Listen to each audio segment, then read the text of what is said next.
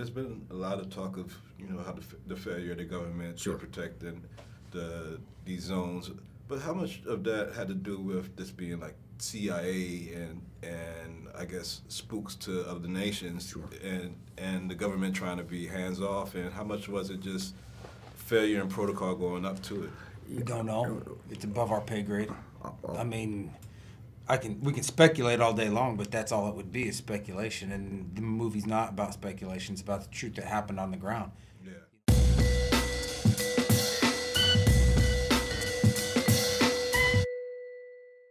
My name is Christian Paronto, and my call sign was Tanto. And I was with the 2nd Battalion, 75th Ranger Regiment. I was in Bravo Company.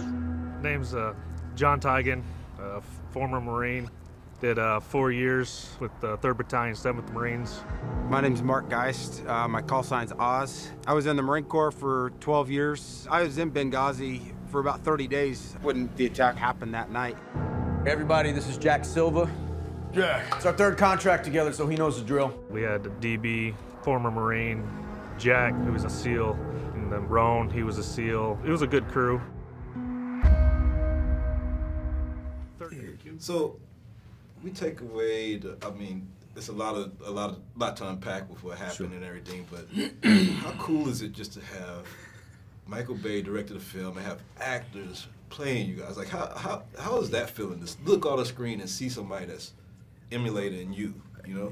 I don't know. It's weird. It is. It's just weird. Yeah. Not something we'd ever thought of happening. Yeah. Not ever. Us, with the stuff that we did and overseas and doing what our job was and the crisis pressures that sometimes we're under, stressful situations, we don't get in awe of actors or guys like Mike, and I think that helped because we were able to really open up and develop friendship and relationships with Michael Bay and Erwin Stoff and the guys that portrayed us because we weren't starstruck. Yeah. And that helped because when you go on screen, I see Max as Oz, I see Dominic as Tig. And I think because we weren't starstruck and we were able to just conversate with them, they got our personalities down. They got our mannerisms. Yeah, exactly. Pablo did an excellent job playing. He did. I mean, and the comment when Max, he makes a comment in there where he's almost defending the chief of base to Roan and the guys, about well maybe this is why he's doing the decisions he made, and that's me.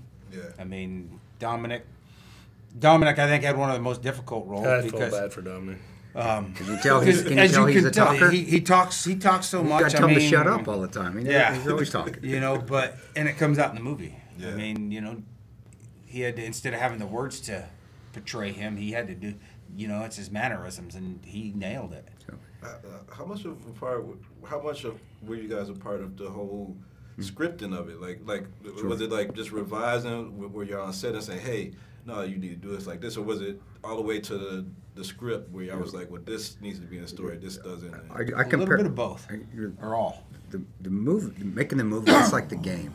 Everything up to that point is that's practice. So you start with, and we did have a lot of involvement with the script and with Chuck Hogan, very great guy, and he wanted to make sure he got accurate. So we were able to read the script with Michael Bay and make changes if we thought we needed to, recommend changes and make sure the set was designed correctly. And then, like I said, getting to know our actors and make sure the actors that portrayed us got our mannerisms correctly. And then even just the tactical portions and being on, that's when we got on set. But the game's already started. Now we did have time there to be there, and Michael would ask us of things. Hey, does this look right? Does this look right? And that was also actually a very positive verification that he wanted to get the movie accurate. So yeah, we've been heavily involved from start to finish. Yeah, there's one scene in this movie. I mean, there's a lot of intense scenes, but when you guys are at the ambassador's compound and there's all these people around you with guns and everything else, and you like it's fun, isn't it? It's like it's amazing to think that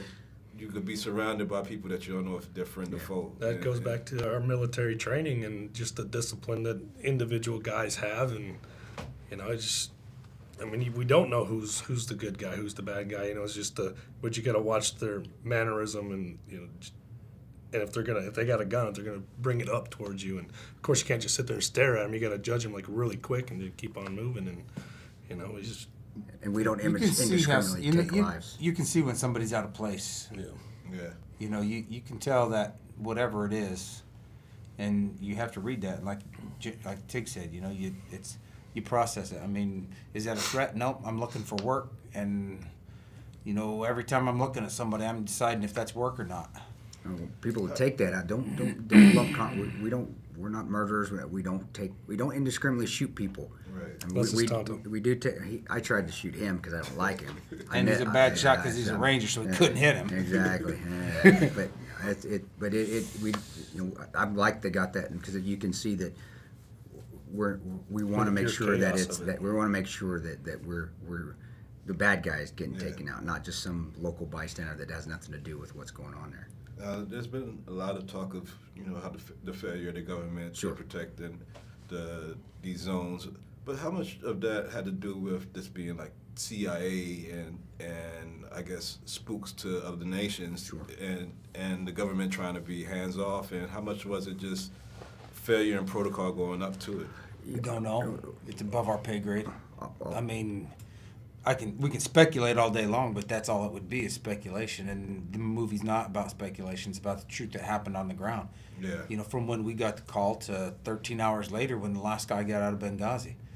I mean, and that's what we can. You know, that's pretty much what we know about. That's why we did the movie, though, is because there was so much speculation going on out there. There was and then the politicians got a hold of it, and then the mainstream media started to get a hold of it, and they just twisted and turned it. And all we could do was, this is what took place on the ground. This is what combat was. This is what we went through that night. Anything above that, we didn't. As a movie, we didn't get into it. Yeah. We didn't. The stuff where you see the DOD, Department of Defense guys, and the military guys there and their assets there, but not moving. Well, that's just fact. Yeah. But it doesn't get into anything about who said what or who didn't let the support come to us. But and that's all we could get into is just what we knew, the black and white of it. Well, much respect to all of you guys for sharing your story on film. And was that really the last line where you was like, I walked in here and I'm walking out? Was that? Yeah, you said that. Well, I'm glad you guys walked out, and much respect to your fallen comrades. And Thank you.